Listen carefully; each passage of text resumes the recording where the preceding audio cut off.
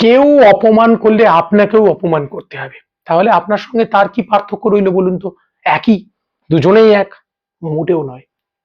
কেউ অপমান করলে অপমানের জবাব আজকের যুগে অন্যভাবে দিতে হয়। বিশেষ করে কাছের মানুষগুলো, বিশেষ করে আপন মানুষগুলো যদি অপমান করে, সরে যান। হ্যাঁ, আমি ঠিকই বলছি, আপনারা সরে যান। এই দূরত্বই আপনার অপমানের জবাব দিয়ে দেবে। নীরব হয়ে যান। Be silent. সাইলেন্ট হয়ে যান। জবাব দিয়ে দেবে। জবাব আপনি তৈরি হবেন।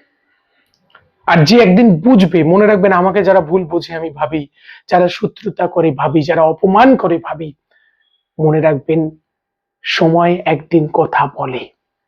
সেদিন তারা বুঝবে, সেদিন আপনাকে খুঁজবে। সেদিন আপনি নাই বা থাকেন, কিন্তু একদিন বুঝবে আর সেদিন আপনাকেই খুঁজবে।